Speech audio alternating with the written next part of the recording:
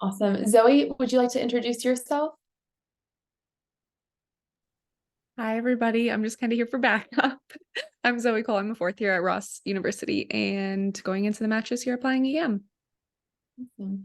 And the star of the show tonight, we have Dr. Jordan Eichelser. She is a intern at Bay State Medical Center in Massachusetts. And so we are very excited to have her with us tonight to answer all our questions. So if you have any questions during the session, please put them in the chat and we will answer them in the order that they're received.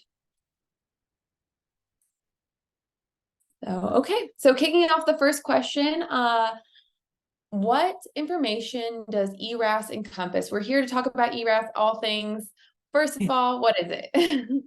Yeah, so it was definitely like a really confusing, just like the whole situation was confusing at first, but the application, a lot of it is kind of just asking like where you're from, like just a lot of general questions. And then I know they like to ask like your interests, and like for that, I know that it was kind of like up in the air. It's like what you want to include versus not include. But I think like the biggest thing is just to be yourself and don't make stuff up, because people will ask you about this on your interviews. So that was like an important section.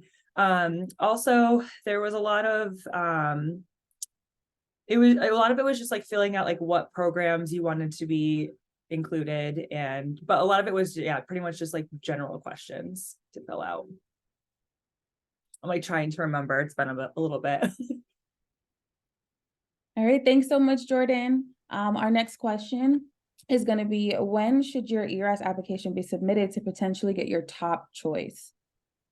So from what I remember, it doesn't actually matter when you submit it, but you definitely want to submit it on time. So my biggest thing was that some of my slows didn't come in on time for EM just because of like the timing with my program.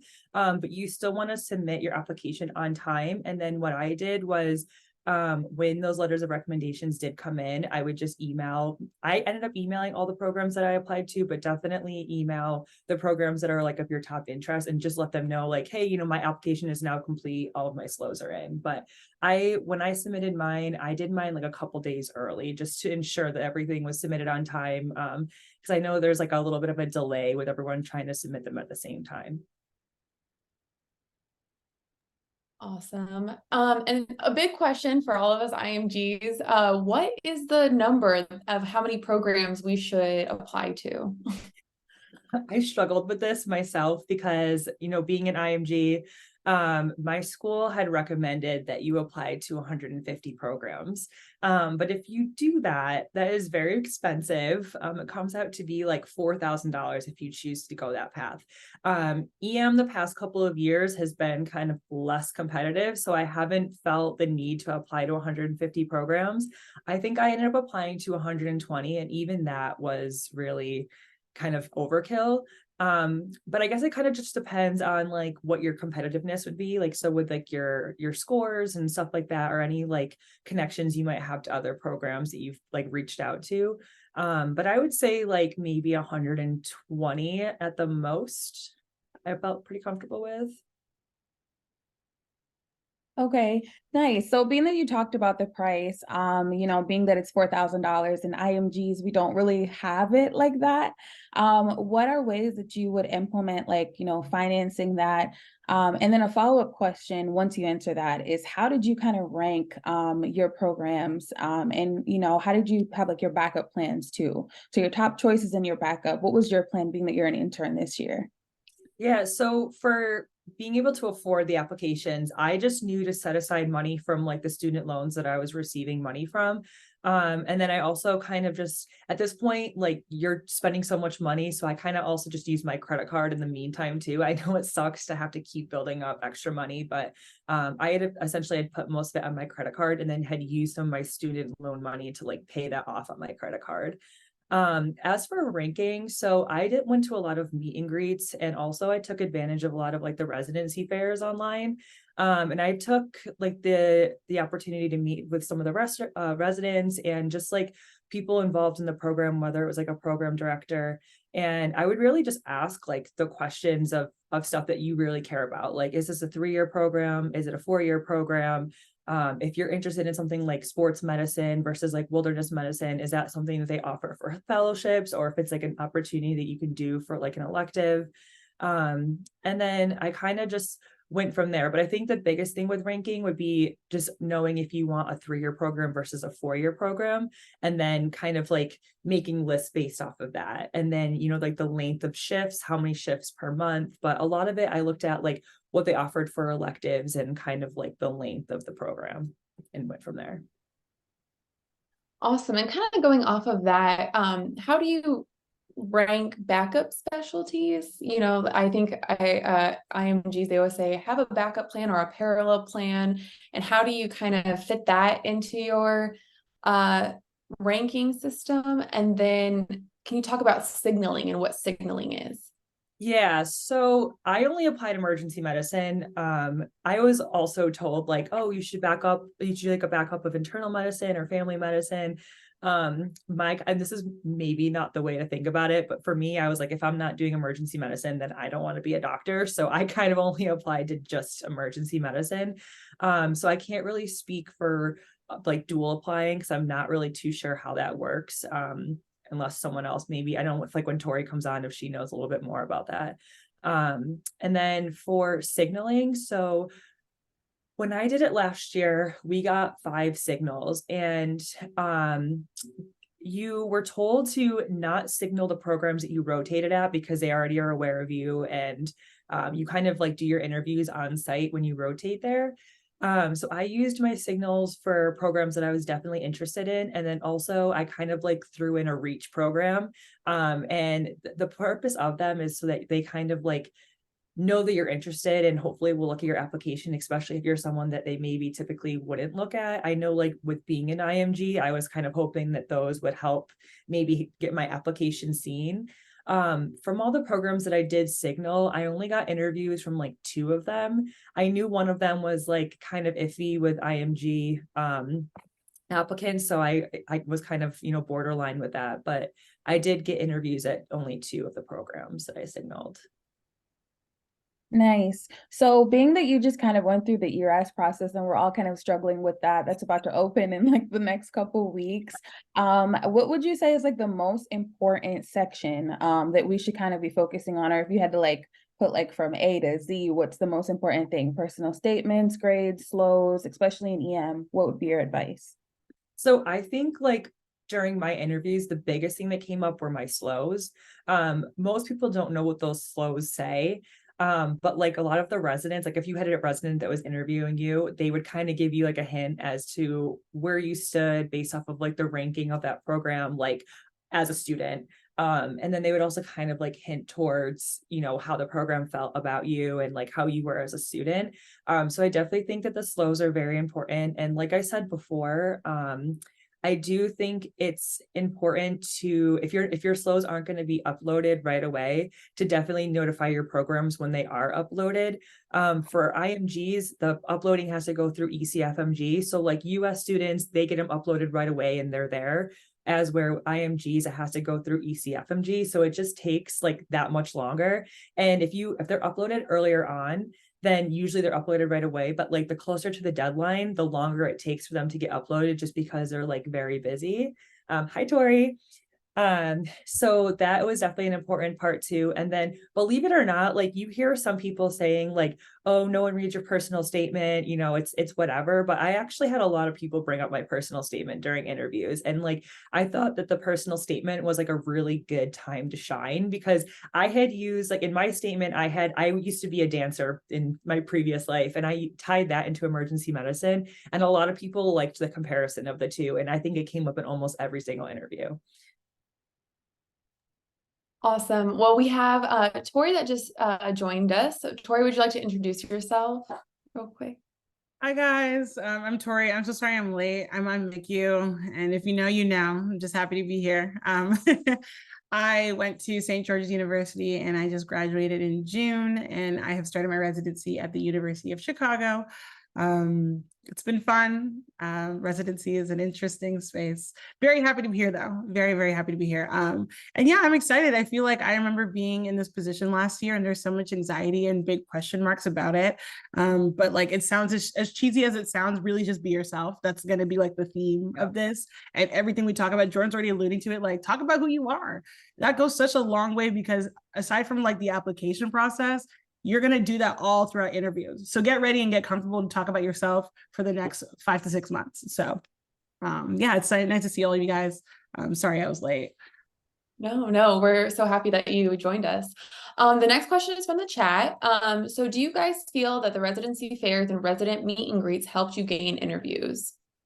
Definitely. I did the residency fair and I met with my program director that I have now. And with that being said, there was no IMGs at this program prior to my class starting. Now there's a couple of us, but I think it's a good way to like put yourself out there, and it's a one-on-one. So if you talk to them, you show you're interested and you form that connection, sometimes they'll be like, oh, feel free to reach out, which you should definitely take advantage of.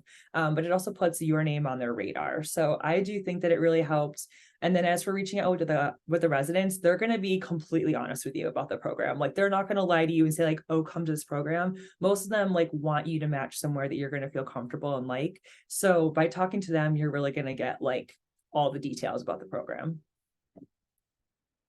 I agree. I definitely had a similar experience where I went on these kind of one-on-ones with that residency fair. And then when it came time for interviews and I'm interviewing, it was, hey, Tori, nice to see you again. Like, how's it been going since that? And you've already built this rapport and you just feel like you know them. And I think that's really awesome. So it's kind of a great way to get your foot in the door and just to get to know people, because also too, there you can assess the vibes on the other end. We're like, in the residency fair, I had scheduled some interviews or I guess meetings that like never came to fruition. Like they just didn't happen and people just didn't hit me back. And even when I tried emailing them, they like didn't say anything. So I was like, oh, you guys are not really responsive here. Like, okay. Like, so it's a really good way for you to kind of gauge like kind of the program sometimes. And like, hey, if this is a representative of this program, like what are they doing for their applicants? Like if they could do this for their applicants, what are they doing for their residents? So obviously don't put all your weight in that, but it allows you to approach the interview season to be like, hey, I'm interviewing with this program, but I remember when I tried to meet them earlier, it got weird. So just keep that kind of stuff in mind, but it goes such a long way.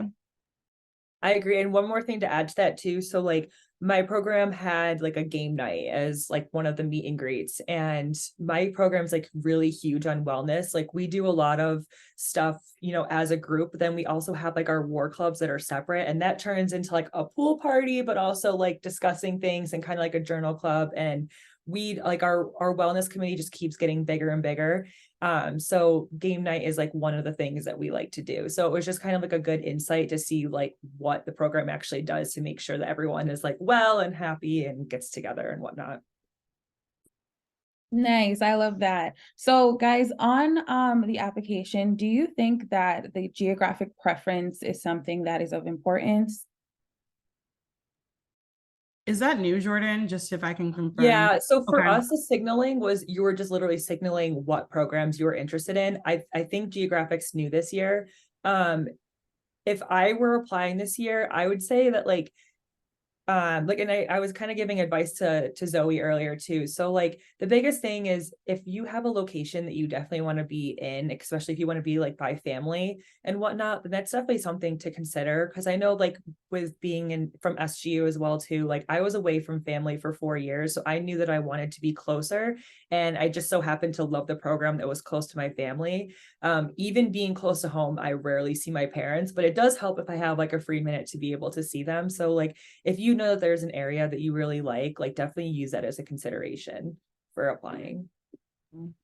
I think also with that, there's anxiety to say, like, if people like put like a location that other programs from other places are not going to consider them, that's not really what's happening.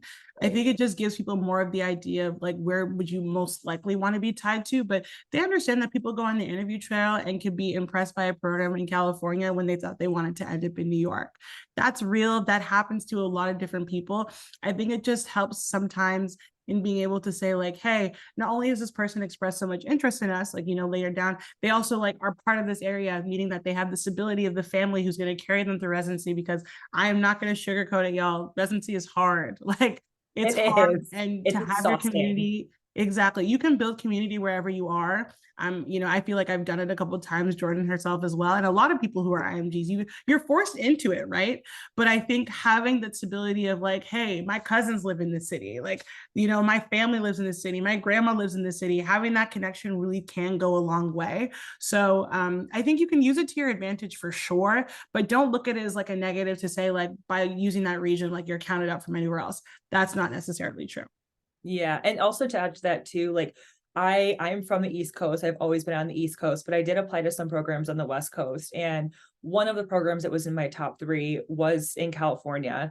And I remember on the interview, they were like, why California? You've been on the East Coast your entire life. Like all of your schooling has been East Coast. And, you know, it's like, if you don't have family or connection, like it doesn't necessarily matter. It definitely helps because then they're like, okay, we know they have support. But that was also like a big question too. Like whenever I interviewed on the West Coast, they were like, why all of a sudden are you interested in the West Coast? So it was just like, it kind of goes both ways.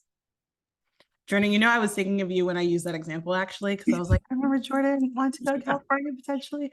Another thing I guess I would add to that is that it could also be an opportunity for you to spin it. Like, say you've lived on the East Coast your entire life and you want California, and they say why.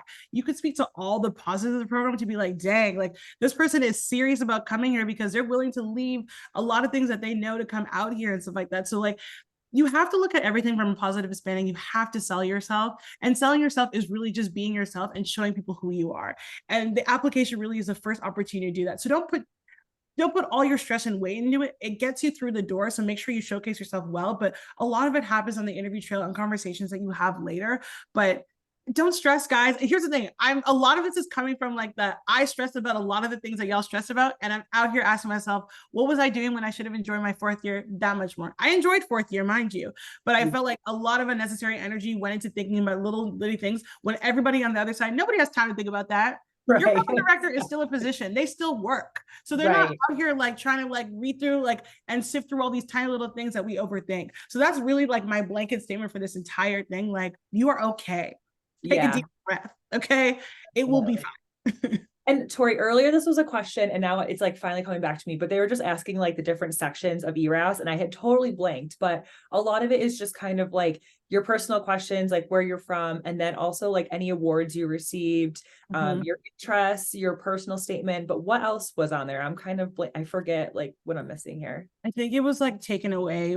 I think I heard hobbies. Hobbies. So previous careers, if you had anything before. Like you talk about your work experiences, your volunteer experiences, and I think they limited the number, if I'm correct, to like 10 total, which makes you choose the most important thing. So again, I think maybe you guys have talked about it, but like in terms of important can mean a couple of different things.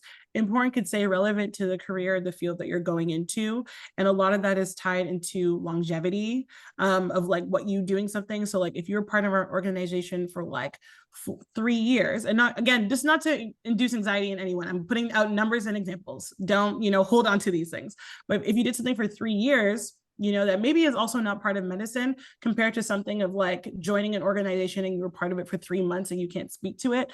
There's a difference in that. So it's just the idea of like probably choose a thing that you did longer maybe and that you can speak to and can tie in, because all of this is transferable skills.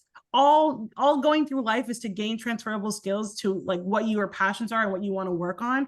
And I can guarantee you volunteering at X, Y, and Z for so long, even if it wasn't medically related at all, you could speak to the fact that you learned how to talk to people and communicate with people and learned how to navigate X, Y, and Z. Like that's the stuff that goes a long way. So when you're choosing those things, make sure that you're choosing the things that like, hey, on the interview, when someone says, hey, I saw that you did this, you got to be able to speak to everything and be real about it. That's my advice. Like, don't pick something that you were kind of just in the background. So choose something that you were involved that actually does mean a lot to you and your growth as a future physician. Sorry, I went on a tangent, but I felt it was important. No, it is important. All of this is great information. So thank you guys. I was like, I have a question in the chat, but I'm not familiar with really what this is asking since I'm a 3rd year and haven't started the application process. But the question says, is there a formula for the number of entries on ERAS, such as 1 publication, 2 community service, 3 presentations, etc.? Thank you. I'm putting a link right now in the group chat. So you can use a website like Residency Explorer, where you can kind of put in like, okay, I have 1 publication, 2 community services, 3 job experiences or something like that. And it'll show you like what programs you like meet the criteria for, if you want to call it that way. But like, honestly, it's not something that's like set in stone, because there were some programs, like, to be honest, I had no publications. Like I had worked on like a case report, but like I never submitted it or anything like that. But I don't think anything's really like set in stone. Because I did get interviews at places where like they were like, oh, a publication on this website, and then like I didn't have one. So I'll put the link in the chat, but like you can use stuff like Residency Explorer to kind of see like what programs you may or may not be compatible with, but just kind of like use it loosely, because it'll say maybe one thing, but then like it's not really like something that's set in stone. And it looks like Dr. Estes posted a wonderful link that shows the updates from Cord, who like basically runs like education as it, you know, pertains to emergency medicine about these new changes. So that is like real concrete evidence of like being able, because we could speculate, again, ours was slightly different. So for the nitty gritty of it, definitely kind of look at this link, because I've clicked on it and it's actually very informative to understand the changes. And also too, I mean, I think you have to pay for this, but like Match a Resident will tell you kind of like the IMG friendly programs that you can look at as well too. But also like if you go on to their Instagram page, like they'll always make like little posts about programs and like the specialty, and they'll kind of tell you like, oh, this is IMG friendly versus not. But like there, you can kind of like Google like different residency program exploring like websites, and like some are a little bit more helpful than others, but like some you definitely do have to pay for. So if you want to pay for it, go for it. I did not pay for anything. I just kind of used like AMA and Residency Explorer to kind of search for some stuff. Then I did like my own research by like actually going to the program website and looking at stuff from them. I agree. I was in a slightly unique position because I'm a Canadian citizen, so I actually needed a visa to be able to, you know, apply for programs, and not all programs sponsor the visas. So I did end up paying for Residency Explorer, I think. Yeah. No, or not. No, I did end up paying for Match a Resident just because it helped me filter out like the visa situation. So you know, there are all different uses for it, but I would say as someone who used it, it was helpful. If I didn't need to sift out who had visas or not, I probably wouldn't have gotten the resource, because also it tries to give you a compatibility kind of score. Don't listen to that thing. No. That thing is terrible. It'll make you feel like crap. Places honestly. that it was telling me I was 99% compatible, crickets. I did not hear from these people at all on interview. And then places that I'm not compatible with, oh, those are the places I got interviewed. I matched at a place that hasn't had an IMG in like 15 years. Yeah. And for so many reasons, I wouldn't have applied because it told me my compatibility score was 70. Like, what is that? So again, too, you got to really trust in yourself. Guys, I'm going to drive this point home, because you got to just trust in yourself in the process. Don't let the numbers, don't let the stats or anything get you down. Just know that you're in this for a reason. You want to be, you know, an EM doctor if you're here, most likely. You got to trust in the process and just go. Don't listen to all these scores. Know that you are a strong applicant. Know that if you feel like there's any quote unquote red flags, I don't even like that stuff, because it's your journey, it's your experience, that you'll be able to speak to it. You will be fine. I know it's so easy to get bogged down by numbers and stuff, because we're so used to trying to compare ourselves. You got to run your own race when it comes to interview season. You got to protect your peace when it comes to interview season. And you really just got to work on yourself, and you got to just kind of sell yourself. So again, second tangent of the night, but again, important, very important. I know. And I agree with that too, because I know that like we were told, you know, don't reinvent the wheel, don't apply to programs that don't have IMGs, but we both matched at programs that don't currently have IMGs and haven't had IMGs in a while. So don't let people tell you that you can't get into a program because you're an IMG. Just, I say, go for it. Like the only thing that's going to stop you is if you do need a visa and they don't sponsor visas, that's something different. But like, if you look at their website and there's no IMGs, don't be intimidated by that, because you very well could be the very first IMG the program has ever had, and there's no problems whatsoever. So I say go for it. And guys, this is real. Jordan and I had conversations like this on the interview trail where we looked at each other and said, who says we can't be the first? Exactly. And This was like literally here we 1 are. year ago that we had No, this. seriously, Like, we we're used to gonna prove them wrong. we used to powwow and we used to talk about it. And like even Zoe knows, like we used to say, like, who says we can't be the first? And here we are. So you just got to go for it. You guys got to go for it. You guys are capable. You guys are in the right field. The field needs people like you guys. And so, you know, this stuff is so exciting. Like enjoy this process as well, because you're going to look back and be like, I really did that. Like, you know, you gotta celebrate yourself. So yeah, just keep on going. Wow, guys, I'm so happy. That is amazing. The both of you matching as IMGs into these programs. It gives us all hope, especially I know I'll be applying, so it makes me a little nervous, but to hear you guys speak, it's super good. So my next question to you guys is about advice about personal statements, but I have a two-parter. What would you say to someone who is drawing a blank with personal statements? What should they focus on? And the second part I wanted to know is, would you encourage, being that the nature of the EM is changing, and you know the environment is not the same, would you suggest an applicant apply with an incomplete, meaning they are still waiting to do that step 2? Would you still encourage them to go ahead with their slow CV in step 1? Okay, can we repeat the first question again? The first part is about the personal statement. So I'm going to be completely honest. I rewrote my personal statement probably like 10 times, because I would have one idea and then I would like jump to another, and then I would jump to another. And then actually what I did for help is that Med Twitter is a very supportive community. So I would kind of just like throw tweets out that way and just see like if there were any attendings or residents that would be willing to read my personal statement, kind of give me some advice, or any feedback or just anything in general. And so like the first couple drafts, everyone was like, okay, no, this is not how it should be. And I ended up rewriting it all over again. A lot of it should just kind of be like, you don't want to reiterate the stuff that's in your application or on your CV. Like they can already see your CV. They already know that you are part of this program or that you're part of this or you've done that.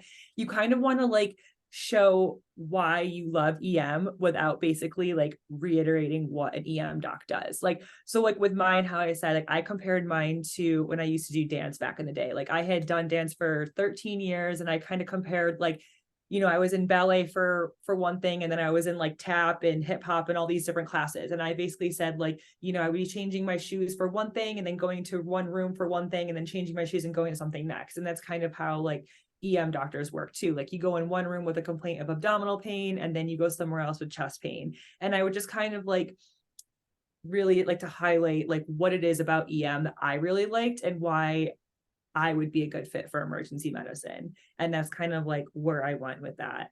I would definitely like reach out to the Twitter community for some help as well too. One of the attendings that I was close with, she actually sent me like this PowerPoint, which I wish I still had. But it was like a PowerPoint on basically like how to approach writing a personal statement, and kind of she was like, it's kind of like an elevator talk. Like if you were to be stuck in an elevator with someone, like what is it that you would tell them to get to know you in such a short period of time? And that's kind of like how you have to think about it. I can also send people my personal statement. I don't mind showing people my statement at all. If you guys want any like advice on how to go about doing I'm just going to pipe in here quick, Jordan, because I have that PowerPoint. So I think that we must have reached out to the same person. Yes. So yes. I would gladly send that out if anybody wants it. Yeah, it's very long, but I thought it was very helpful. I definitely agree with Jordan. I think if you're drawing a blank, you really kind of have to go back to your why, because that's the only thing that's really going to carry you through your career. Like you got to understand why not just being a physician, but why being an emergency medicine physician, and what in your life has kind of prepared you or led you to that. I think I was kind of similar where like I used to work at Nike as like just like a store employee, and I talked about how we had to wear so many hats and we were constantly doing everything, and I had to understand the customer's needs in a very short period of time. And so like that's how I kind of made that. And then I think I chose maybe one thing from my CV to kind of like highlight kind of my leadership skills like on that as well. So kind of just have it in a systematic way. I think it's really important who reads your personal statement. That was a game changer for me. You have to have different sets of people. You should have the EM folks read yours. That is important as well, because long story short, ended up having to change mine the night before I was submitting because an EM doctor told me it was not giving what it was supposed to give in terms of emergency medicine. All right, cool. Then you have to have people who know you read it and say, hey, does my personality come across in this? The things that you know about me, the things that hopefully you love about me, are they coming across in this personal statement? Then you also have to have the people who maybe are colleagues and don't know you as much and kind of thing, and just kind of can read it for context to kind of just say, hey, is this good? And then I also had friends who were not in medicine read it. So like one of my best friends is in HR. And so I was like, hey, can you just read this just to see like, if this came across you in some way, like, is this something that you would want to take up and be interested in? With all of that too, with all those vantage points, you also can't have too many cooks in the kitchen. And you have to know yourself at the end of the day to also reject some of the, suggestions.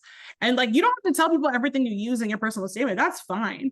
It's just very much that sometimes you can get something and be like, they wanted to make the suggestion, but I actually want to leave this in because it's really important to me. And so like being able to filter that out in yourself. And again, it goes back to knowing who you are. It goes back to knowing what you want to convey. That is literally the basis of all this, because if you let everybody tell you what to say about yourself, man, it's going to be difficult. And you're going to try and people please and do all this kind of stuff. You can use some things, pick and choose, but that's what I would say. In terms of the second question about like going forward and doing things with like your, step 2 and stuff like that, I feel like everybody has individual cases as to like why they're not doing things or whatever. I feel like overall the rule is to like don't delay your application. I think it's easier to explain things when they're in as opposed to like holding back and then trying to do it later. That's just like my kind of piece of advice. I feel like whoever asks a question probably has a specific question and maybe only a few people can answer it, but I would still say like put whatever you have to put in, and whatever needs to be put in later is going to be put in later. I had a slow that was late. You know what I mean? It was out of my hands. What was I going to do? Cry? Like I couldn't do it. Like it was very much, it was going to be in October and like, that was it. Like, you know what I mean? And I could have just sat there and be like, oh, I don't have a complete application. I'm just going to hold back. No, because guess what? I still got interviews with one slow. I know somebody who failed step 2, had their application in, still got interviews, did step 2 again, passed. So I would say don't delay out of whatever fear, anxiety, submit when you're supposed to submit. Everything that's supposed to come will come. You have to answer questions about why you don't have X, Y, and Z. You can do that, but you can only do that when you have the interview. So please don't block your blessings by like not submitting on time. That is my response to that. Yeah. And just to add to that too, I've kind of seen it go both ways. Like I agree, you should definitely submit your application regardless. But like I also had a late slow. I had a friend who took step 2 a little bit late and their scores weren't initially uploaded in their application, but were a little bit late. And so what had happened, especially in my situation, like when I emailed all the programs and said like, okay, my second slow is finally in, it was almost immediate after that email that I just got all of my interview invitations. So the thing is, like, I think programs are still looking at your applications, but they're just waiting for the complete picture. So like, if you don't have your step 2 score in, people are still going to look at your applications, but they may just not send you the offer until the score is in. There also may be programs that will still send you an invitation regardless, but just kind of keep it in mind. Like if you're not getting interviews right away, I mean, they all kind of trickle out anyways, but like if you're not getting any for a little bit and you're kind of confused, it could just be like, they're interested in you, but they're just waiting for that step 2 score to come in, or they're just waiting for that second slow to come in. So it's not that they're not looking at your application. They're just kind of waiting for like the whole complete picture to come through. And kind of work on your own timeline with that as well, because don't think like I have to get all my interviews by a certain time. Maybe we'll talk about this on another Zoom, but like we have this like unified interview release day, which I thought it was going to be like, whoo, all of them are going to come in at this time. And when all 3 of them came in, when I was expecting like 10, I was like, what is this? But again, the rest of them came after that. It wasn't just like, Jordan and I talked about it too, because we were like, girl, was it weird for you too? Because it was one of those things that we really just thought something was going to happen. So just don't be stressed about this timeline. Interviews come when they come. My older sister, Master's in Family Medicine at Drexel, she got that interview, I think, end of January, early February. So don't let the timing of like, things can happen late. If people, and especially you'll find people will cancel those interviews as they go, because guess what? Because we're on Zoom, people are snatching all of them up early and then, later just saying like, hey, and like, again, we've done that too, but as long as you're respectful with the communication, we'll talk about it another time. It's okay. But just be prepared to like get an interview really at any time. So it doesn't matter when you submit it, as long as you submit it, hopefully before actually, I'm not going to put a time on it because it's going to stress somebody out. As long as you submit it, it is okay. Yeah, by that deadline. Mm-hmm. But I do recommend doing it like a little bit early, just because sometimes it does take a little bit longer to process if everyone's trying to do it at the same time. Just a heads up. Mm-hmm. Awesome. Thank you guys for that. The next question is from the chat. It says, I have a question about personal statement. How much personal experience / specific examples should it have? I had some examples, but a reviewing service wants examples of every skill / trait I mentioned. A reviewing service in terms of like someone is reviewing it, like a. I would assume so. Okay, as much as you are highlighting the important things, remember you're like essentially writing like a story. It has to flow. It is not your CV because your CV is already uploaded. It has to flow. It has to flow in a way that like you're able to highlight all of these things, but tie it into a wonderful, beautiful bow where someone could read it at the end and be like, wow, like that was nice and light, but like I feel like I learned so much about them and their skills. So like again, you're not just reiterating X, Y, and Z. I think it's easy to kind of weave them in and touch upon them as you're telling said story. Like, you know, things that you've done that are related to it, and like how you're a strong leader and why you want to be an emergency medicine physician. Like, I feel like there are a lot of ways to do it. And I think having an editing service is maybe helpful with that. Maybe they just want you to do that so they can help you kind of filter out and stuff like that. But again, please don't be regurgitating a lot of things and skills. And a lot of skills are kind of like, mind you, the person who's reading it is in emergency medicine. They know the skills that are necessary to be an EM doctor. They have been doing it. So don't reiterate some things that are like so basic where it's like, come on now. Like, you know what I mean? Like, they're like, we all know that. Like, you know, or at least put it in a way that is just like, wow, I never thought like doing something like this could lead to like you being able to have this nice skill. It's really the way you put it out. But again, too, your personality is supposed to show through this, not just like your skill set. So just remember that it's a very kind balance between the two. And as you read it, you will, you know, kind of get there and continue to write it and rewrite it. What's the due date again, out of sheer curiosity? Like end of September, I think. But I don't know the exact Can date. someone confirm if any? Yeah, Okay. I think so. September 27th. Okay, excellent. You have time. I didn't want to say that before I knew the time, but you have time. Like, you really do. It can go through a couple different versions and you can figure it out. Sometimes you might have to take a step away from it for a day because you've been staring at it too long.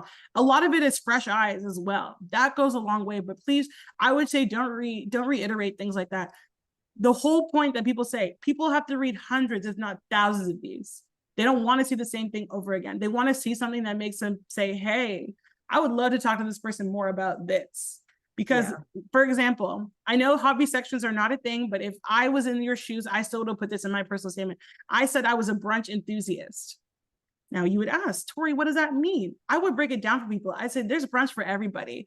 You got to pick about the ambiance, all right? Do you want the live music? Or do you just want to sit there in silence? Every brunch menu needs to, you know, have a savory and sweet item. Like, I was able to really go through that just because I said I was a brunch enthusiast. So things that you're able to even unpack more during the interview trail, those are the kind of things you want to be able to have on your personal statement where they're like, dang, like, girl, I didn't know you were into fishing. Tell me more about that. Like, things like that, like you're able to kind of talk to and speak about your personality, but please don't get caught up in the skill set, whatever.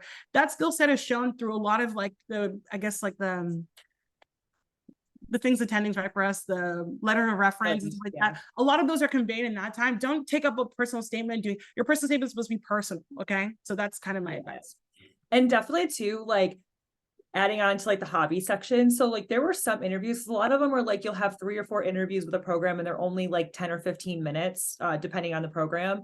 And there were times where like my entire 15 minutes we're talking about that one hobby that like started off as a conversation about that. And then it led into like a whole other conversation that just kind of came back and we got off topic and they were like, oh my God, I forgot I had to ask you all these other questions. But they kind of get to understand like the sense of who you are and your personality. And if like they can sit in a room and have a conversation with you. And so like a lot of this hobby stuff is basically just to kind of like see who you are outside of medicine, but then also kind of like as a conversation starter for these interviews. interviews as well too. And like there were definitely times where like we didn't even get to any of the interview questions on the interview, and we were just talking about God knows what, and we were laughing the whole time. And I think that's really all they want to see for the most part, from like my understanding.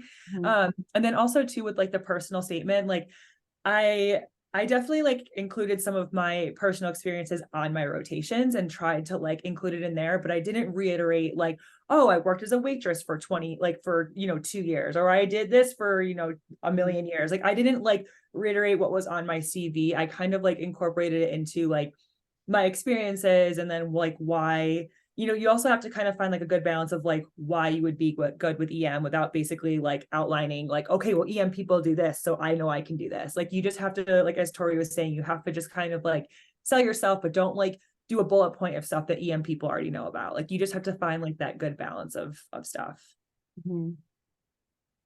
Nice. So our last question is, what resources did you use to kind of go through that residency search? If you have any websites or any recommendations.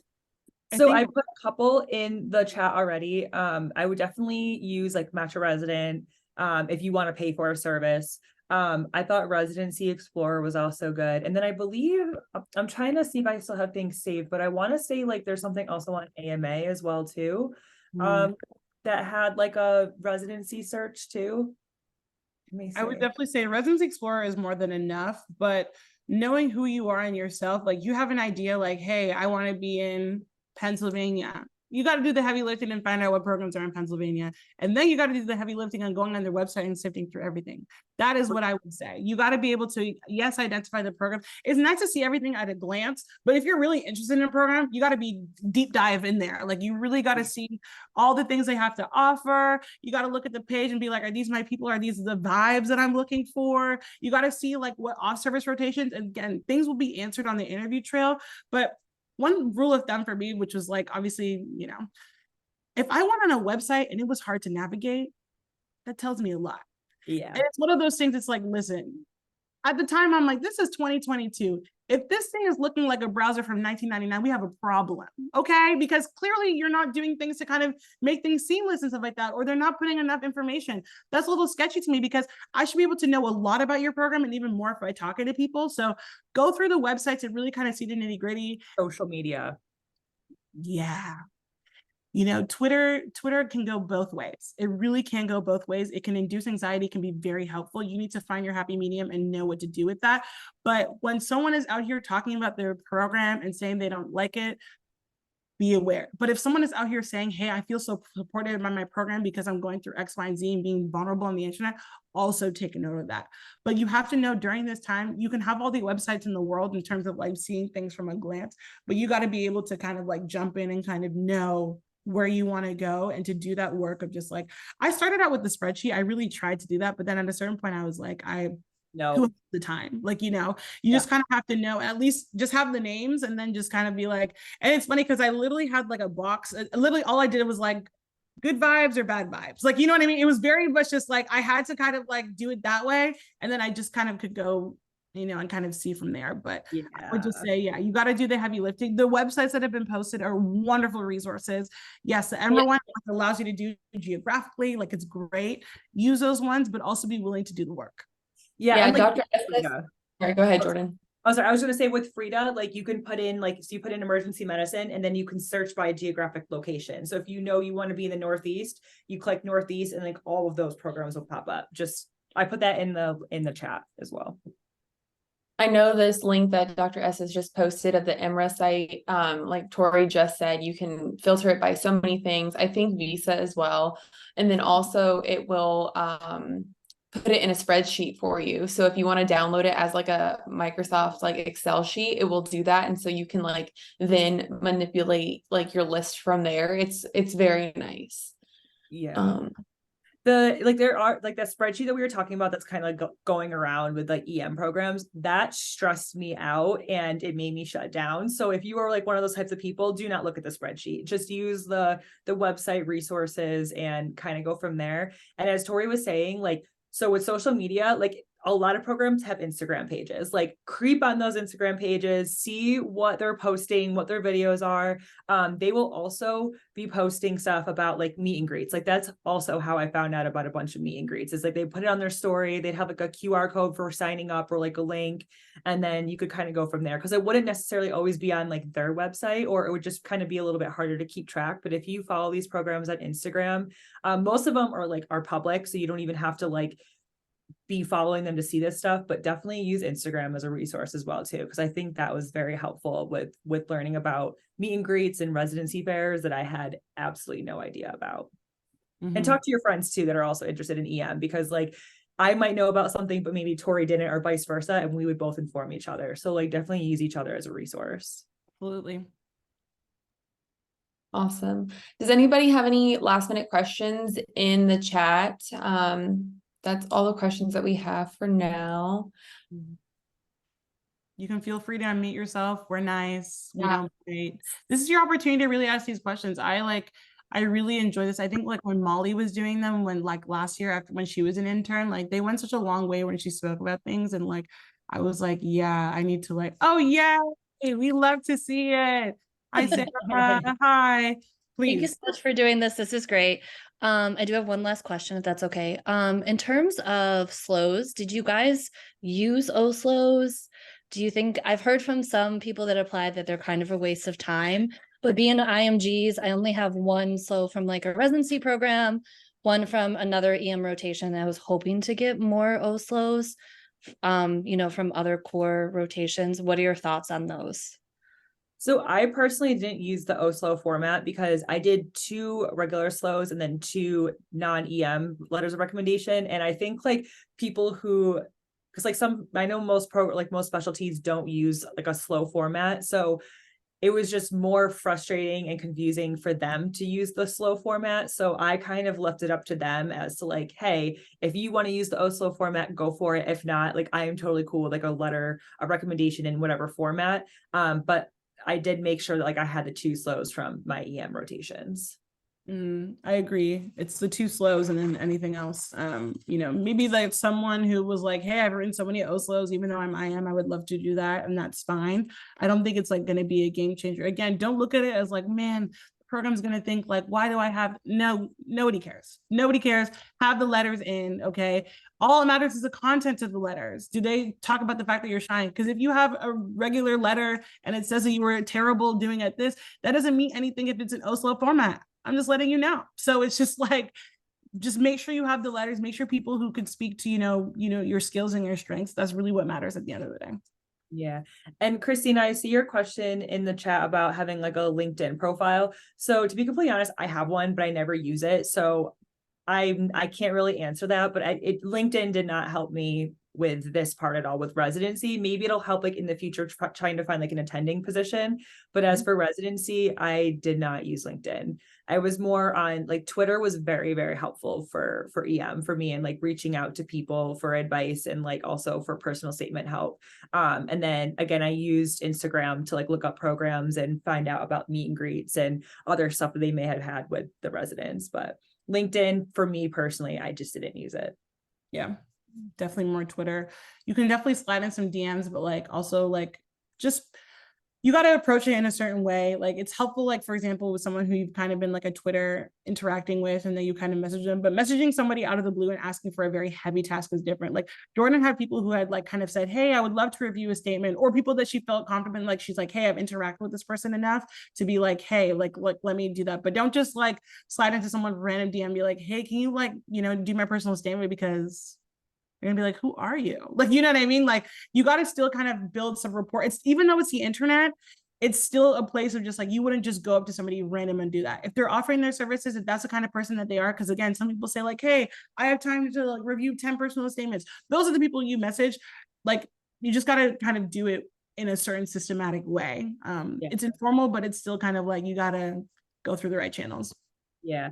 And I'm gonna put my email in the group in the chat as well too. I have like a busy schedule right now. So if I don't get back to people right away, that's why I'm not ignoring you. But if you have like any questions or just want to see like my personal statement, I don't mind sending it out just like as an example. There's also examples out there on the internet that I use too, just to kind of see like where to start and kind of, what like format I should follow. But you can definitely reach out to me. I'm definitely more than willing to help, especially with like the whole ECFMG stuff, because I know that that's a very confusing part of the whole application process. So you can definitely reach out.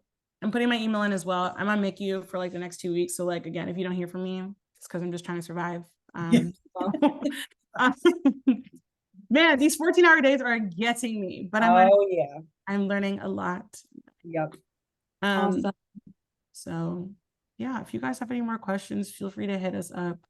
Yeah. Awesome. Well, thank you guys. Thank you everyone for attending this session tonight. I know it was very helpful for myself. So please join me in thanking Jordan and Tori for giving us all this information and taking the time out of their busy 14-hour days to come and spread some knowledge. So thank you guys. I just posted a link in the chat for upcoming Women in Emergency Medicine events. So if you guys are interested in more events like these, please look at that link for all the upcoming events there. And thank you again for joining us tonight, and we look forward to seeing everyone again soon. So, have a good night, everybody.